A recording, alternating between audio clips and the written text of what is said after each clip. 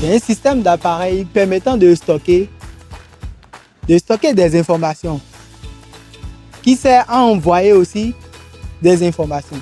Ça stocke et quand on a besoin de ça, on part dessus, ça te renvoie les informations qui sont stockées dessus.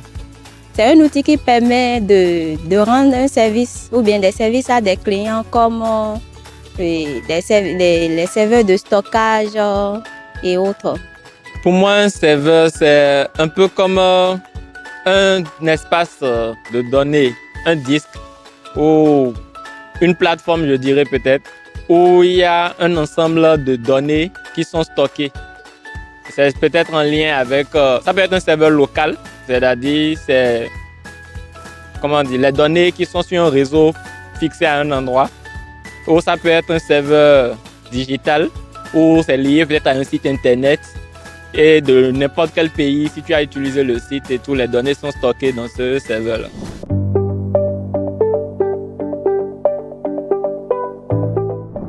Bonjour, je suis Carmel Kossi, chef de projet à la CIM. Imaginez-vous dans un restaurant, vous avez le menu, vous appelez un serveur, vous passez votre commande, il part en cuisine et quelques moments plus tard, il revient avec ce que vous avez commandé. C'est le même principe en informatique. Un serveur informatique, c'est un ordinateur puissant auquel vous adressez une requête. Votre requête est traitée et très rapidement, vous avez la réponse à votre demande.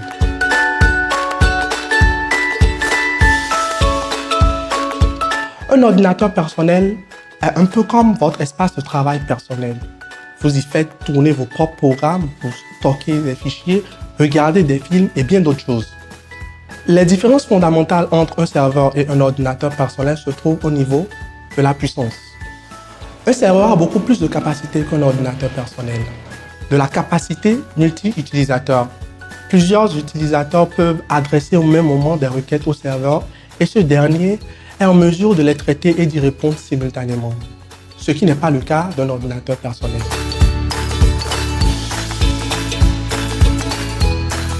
Comme dans l'exemple du serveur dans un restaurant, un serveur informatique a 3 fonctionnalités essentielles. Réception de la requête. Lorsque vous faites une demande, par exemple en accédant à un site web, votre ordinateur envoie une requête au serveur. Traitement de la requête. Le serveur reçoit la requête, la comprend et effectue les actions nécessaires. Cela pourrait signifier récupérer une page web, une image ou exécuter une application. Renvoi de la réponse. Une fois que le serveur a traité la requête, il envoie la réponse à votre ordinateur qui affiche ensuite l'information que vous avez demandée.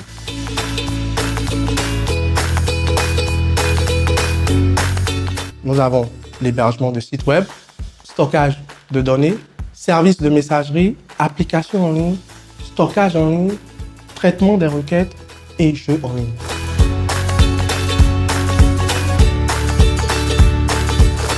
Il existe 2 types de serveurs. Nous avons les serveurs physiques, les serveurs en ligne ou encore appelés serveurs cloud. Un serveur physique est un équipement réel, tangible, qui se trouve dans un centre de données ou bien même chez vous à la maison. Un serveur en ligne ou serveur cloud est virtuel et n'est pas lié à un matériel physique spécifique.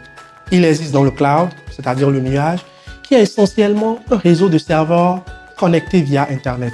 En résumé, un serveur physique est un équipement concret possédé et maintenu localement, tandis qu'un serveur cloud est basé sur une infrastructure virtuelle située à distance et gérée par des fournisseurs de services en ligne. Le cloud offre une plus grande flexibilité, évolutivité et réduit souvent la charge de gestion pour les utilisateurs.